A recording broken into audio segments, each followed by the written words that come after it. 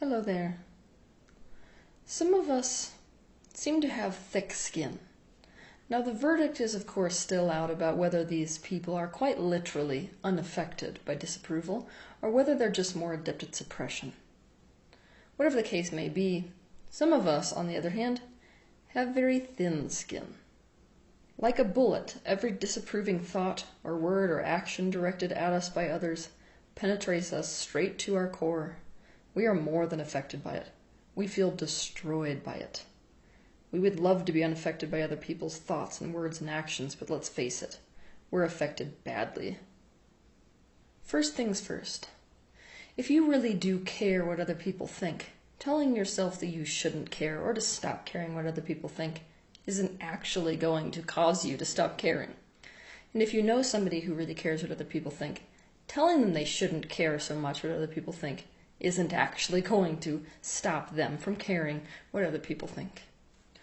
Also, there's a great many people who will tell you to stop letting what other people say hurt you so badly, as if it's just a conscious choice. I can assure you that if you're the kind of person who really cares what people say and who gets hurt by what other people say, you're not going to be able to just consciously choose to snap your fingers and suddenly what other people say or do doesn't hurt you. In scientific experiments, laboratory animals like rats are conditioned using sugar pellets and electric shocks. Sugar encourages the desired behavior, electric shocks stop the animal from the undesired behavior. Humans are not so different from rats. In fact, most of us were conditioned in similar ways. We were rewarded for desirable behavior with treats and punished for undesirable behavior by, for example, being yelled at, which produces a physical response in the body which is almost identical to an electric shock. For some of us, there were big consequences when the people in our early lives disapproved of us. Our boundaries were violated. They were either heard by incoming boundary violations, such as spankings or insults or shaming, or we were heard by outgoing boundary violation, like timeouts and parental withdrawal. I find that people who have the biggest issue with caring what other people think were most often damaged by outgoing boundary violations. They were punished in ways that felt like abandonment as children. The message we learned is we did not deserve love if we were not pleasing our parents, and everyone else for that matter. This is a big issue when we remember that love is survival for the physical human, especially when we are relationally dependent on others like we are when we are children. To our little minds, disapproval meant death. When we grow up, it doesn't change. Disapproval still means death. It's a common thing when people notice that we really care what other people think, that they start telling us to stop taking things so personally. This is a minimization, because you can't simply stop taking things so personally. So what I want to do is to explain why you take things so personally. The reason is that when we were very little and we did something that was wrong or bad, our parents treated us as if we were bad. It wasn't about the action. We learned it really was about us. Doing something wrong made us wrong. Doing something bad made us bad. So now we have serious issues with rejection, disapproval, and negative criticism because our self-esteem was and still is essentially dependent on approval. In Maslow's hierarchy of needs, he states that the need for love and approval is only secondary to the need for shelter, food, and water. No disrespect to Maslow, but I actually disagree. What I have noticed in my own studies is that love and belonging is actually the highest need that the physical human possesses. How do we know that this is the case? Because when someone is faced with losing love or with not belonging, they tend to neglect and abandon their survival needs completely. They stop eating, they stop drinking, and they even go to the extent to commit suicide sometimes. This suggests that obviously the need for belonging and love is an even higher need than our basic survival needs. Any of you who have had a particularly bad breakup know exactly what I mean. Before we go further, we all need to ask ourselves a question. Should I actually stop caring what other people think? The answer isn't as easy as it may seem, and I am not going to present to you today the idea that I have the right answer. Rather, I want you to really ask yourself that question and figure out what your answer is. I have done this for myself. The answer that I came to is no. We shouldn't stop caring what other people think, and this is why. Try reversing the statement, I shouldn't care what other people think, to I should care what other people think. How is it true? Also try reversing, I shouldn't let what they say get to me, to I should let what they say get to me. How is that true? If we stop caring what other people think and stop caring what other people think of us, we are meeting a distancing behavior, which is what disapproval is, with another distancing behavior. We separate ourselves from each other by not caring what each other thinks. We also deprive ourselves of the opportunity to see things from another perspective. Therefore, we deprive ourselves of the opportunity to see ourselves in a different light. Self-awareness will be much more difficult if we stop caring what other people think. So the higher truth is that we should care what every person thinks and feels in our reality. We should not be belligerent or defiant to what other people think, because that's just defense. But there is a difference between caring what other people think and letting our entire self-concept ride on what other people think. That there is the real problem. It's normal to feel happy and good about ourselves when we're praised, and to feel defensive when we're insulted. But when we tend to find that insults spiral us in a negative direction, what exactly is it that we can do? I'm about to present to you 10 steps to take if you're the kind of person who fits this bill. Step 1. Acknowledge that you take everything personally, that you can't take criticism, that you care what other people think, and that you have particularly low self-esteem. We have to admit to where we are in order to move anywhere. You would not believe how many people are suppressing and denying the fact that they do have low self-esteem, or that they do care what other people think, or that they can't take criticism. And as long as we're in resistance to where we are, we're not going to be moving forward. Most of us spend our lives trying to suppress and deny the truth that we care what other people think, because we think that that truth is unacceptable. After all, enlightened people don't think that way. But ask yourself, why do I care what other people think? Not one person exists that doesn't care what other people think, because everyone has at least one person whose opinion seriously matters to them. 2, we need validation. Most of us don't understand what validation really is. We think that validation is some sort of encouragement or praise, when it actually isn't. Validation is confirmation that something is logically or factually sound.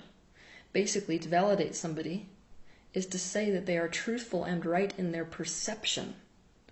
Validation is the recognition and acceptance that your feelings and thoughts are true and real to you, regardless of logic or whether it makes sense to anyone else. This develops a strong sense of self that is not dependent on other people. When we are children, validation from our parents helps us to feel and express our emotions, develop a secure sense of self, gain confidence, feel more connected to our parents, and have better relationships in adulthood. But parents who are concerned with approval and disapproval, right and wrong, punishment and reward, are not concerned with validation. So for those of us who are demolished by what other people think, our parents, in their lack of awareness, really did do a lot of damage, and now it's up to us to validate ourselves. And validating ourselves is just what the doctor ordered. To validate yourself, you need to acknowledge the truth of your own internal experience.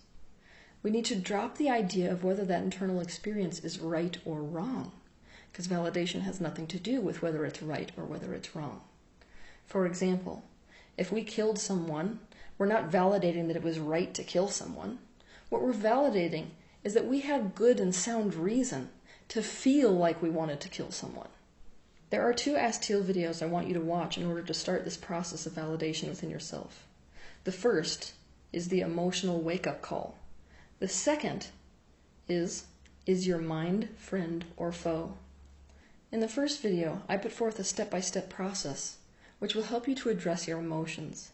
In the second video, I put forth a step-by-step process which is very similar, which will help you to address your thoughts. Apply these processes to yourself, and remember that there is always a very valid and real and reasonable reason why you feel the way you feel, why you think the thoughts that you think, and why you are the way that you are. On a side note, people who have trouble feeling validated have resistance to disagreement. Expect that you will hate it when people don't agree on truth, especially when people don't agree with you. It makes you feel invalidated, misunderstood, separated, alone, and worst of all, like something is wrong with you. 3. If we are hurt by what someone thinks, it means that there is already a sore there. That sore, or that wound within us, is a vibrational match to injury because it is an injury. For this reason, we continue to attract people into our experience that cause us injury. Other people's opinions are hitting up against a pre-existent bruise. This is an unhealed wound from childhood, and it's the perfect opportunity to find a way to heal ourselves and also to practice some integration. What we want to do is to work with our particularly strong emotional reactions. We want to work with those emotions that vibrate at a frequency of the lack of self-worth, things like intense shame, things like mortification, embarrassment. All of these kinds of emotions are the ones that you want to pay special attention to, because using them as a rope to access the original wound, which is way back in your past, is the perfect opportunity to solve the origin or the root of these issues in your adult life. And when you do that, they disappear in your adult life.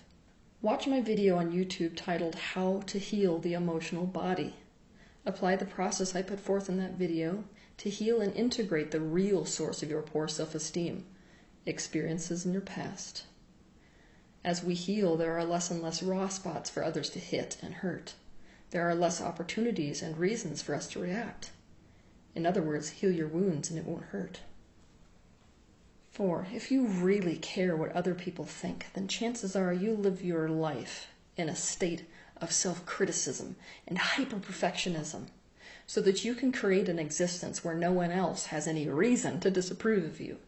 We spend our lives trying to avoid disapproval. That's why we're perfectionists in the first place. The answer is to stop avoiding the thing we're trying to avoid. Become okay with being disapproved of. Easier said than done. But if we're no longer running away from the demon, it can't keep chasing us. We must develop a willingness to feel. This is probably the most important part of this whole video. Quite naturally, we are trying desperately to get away from discomfort and pain. We are living our lives trying to avoid it. A life lived to avoid something is no life at all. We have to stop trying to not get hurt and instead unconditionally sit with the feelings that are within ourselves, including the feelings of being hurt. Shift your attention from what someone said or did to how you feel. It's no longer about avoiding disapproval. It's about being able to sit in and sit with the feelings of disapproval as those feelings arise as sensations within my body. What you will find is that you absolutely have the capacity to feel them. And unbelievably, contrary to our opinion, we aren't actually going to get killed by feeling these things. They're not going to do any damage unless we're resisting them. There is an unparalleled inner peace that arises as a result of knowing that you can trust yourself to be able and willing to experience and feel anything. Step 5. Anything that increases your self-worth or your self-esteem is going to work to help you to stop caring what other people think. Meaning, to stop letting it throw you into a downward spiral. Write a list of the things that you approve of about yourself. Now, what I don't want you to do is to involve anyone else's opinions in this particular process. Because let's face it, regardless of whether somebody else is saying something good about you or bad about you, our problem is still that we're letting what they say be the basis of our entire self-concept. So what I want you to do is to pretend that you are a space alien from whatever distant galaxy you want to pretend that you're from. Come down to planet Earth and observe yourself, this earthling, insert your name, And think about what this space alien would approve of about this particular Earthling. Pretend that this particular alien can also see into this Earthling's past. You are not born in a state of doubt about your own self-worth. No baby is born thinking that it is unworthy of the milk that it's drinking or of the cuddles that it's getting. And nobody is born innately doubting whether they can do something. This is a learned behavior. It's what happens when people start covering over your self-worth. For those of you that want to work on your self-worth, you can watch my YouTube video titled, How Do I Discover Self-Worth? Step 6. Find the positive intention behind why you take things personally, why you care what other people think, and why you let what other people think hurt you. This may seem like an odd request, because why would anyone have a positive intention for those things which are so obviously negative? But I can assure you that if you have any kind of detrimental behavior, you are continuing that detrimental behavior because it is somehow serving you. Don't take that to a place of self-blame. What do you get out of it? This is a very individual thing that starts with the willingness to consider that your being is subconsciously getting one of its needs met by doing the thing that ultimately harms you. For example, one person might find that depending on what other people think keeps them included by others. This person may feel that unless they are involving other people and their opinions in every process of their life, that they will be all alone. A good way of finding out what the positive intention is to find out what bad thing you think will happen or what bad thing it would mean if you didn't take things so personally, didn't let things hurt you, weren't dependent on what other people think, and didn't give your power away. 7. Recognize how critical you are of other people. Of course, being critical of other people is just a reflection of how critical you are of yourself. But making an effort to withdraw that criticism and instead reach toward an understanding of the other person is an important step towards loving ourselves enough that we no longer take what other people say about us so personally so as to spiral into an abyss. A great many of us become critical of others because it's the only way we can feel a sense of our own rightness. We are drowning in the pain of self-doubt and self-hatred. Notice how you feel when you are being critical of others. Are those feelings draining or empowering you? Would you rather be right or happy? All people, including us, do the things we do in order to meet a need. That means that the story that you've been telling yourself about how they or you could or should have done things better, or the story that their actions were a deliberate attempt to hurt, sabotage, or damage you, is fundamentally flawed.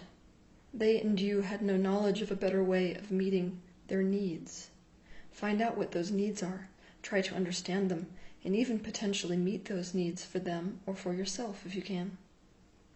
On one level, when you sense disapproval or dissatisfaction, all you are sensing really is a reflection of your own disapproval and dissatisfaction with yourself. Most of the time you have no idea what the other person is thinking, so the thoughts you attribute to them are speculation. They can only come from your own mind. When someone disapproves of you or is critical of you about something, ask how you disapprove of that thing within yourself. If you are feeling defensive, it means there is a wound to defend. What wound are you trying to defend? You will often hear that what somebody does or says or thinks about you is never about you. It's only ever about them. I think this is a very good deflection strategy. But a deflection strategy is a defense strategy.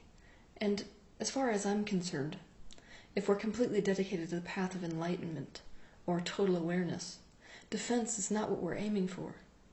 So rather than saying that what people do or say to you is never about you, it's about them, let's say that it's actually about both of you. We want to understand both how it relates to us and how it relates to them. If we are able to take care of ourselves through the emotional discomfort we feel, we can open up wide enough to see if there is truth to what they're saying about us, and we can see if there are any useful aspects to their criticism. We can use it to gain self-awareness. If you're interested in this concept, watch my video on YouTube titled Projection.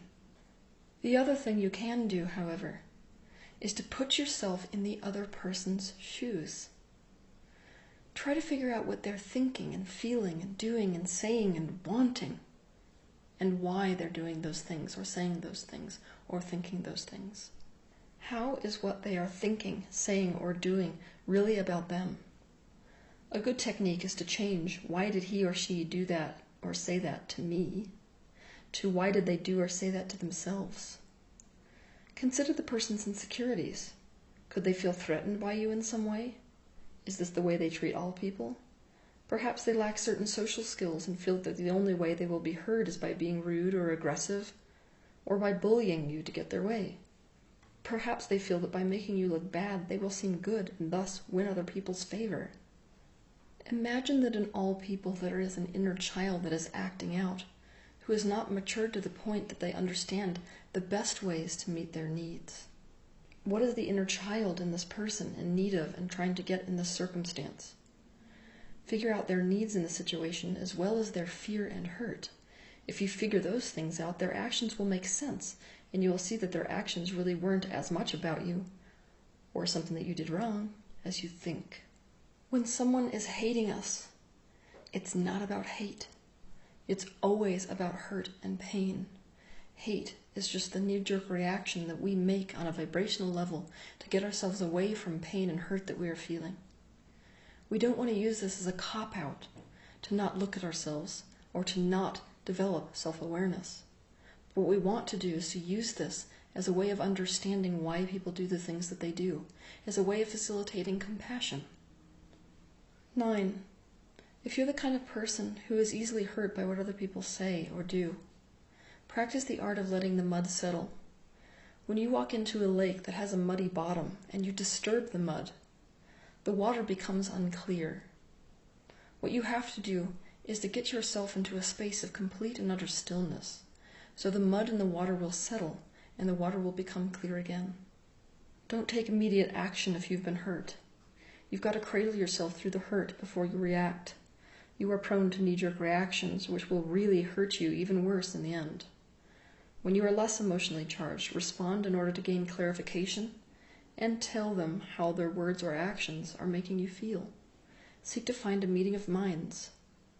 If it becomes clear that a person can't respect you and insists on creating a situation over and over again that's meant to make you feel badly about yourself, personally attack you, devalue or belittle you, or constantly attempt to bait you, this is abuse, and you need to rethink the relationship, regardless of whether this person is family or not.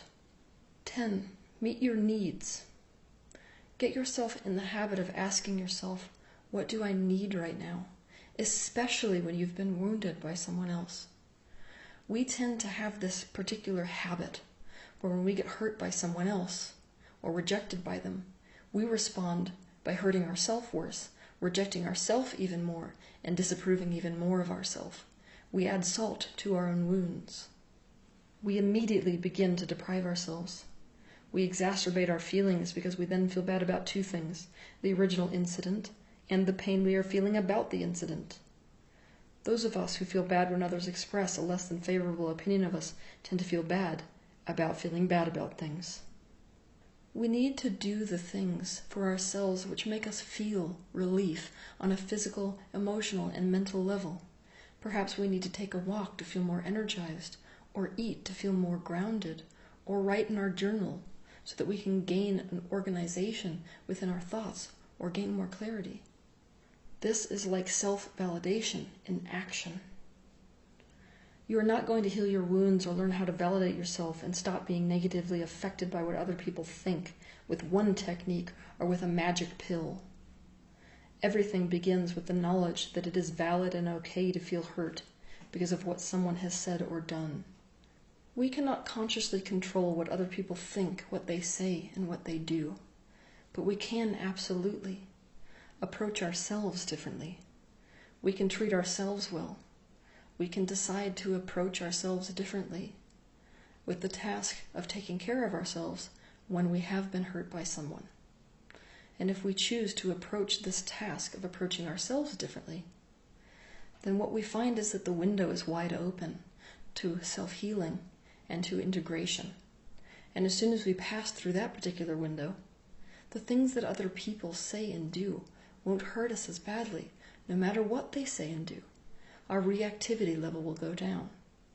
Then, it's no longer going to be about caring what other people will think, because you will care. But the point is, what people say or do or think won't make you spiral in a downward direction. Have a good week.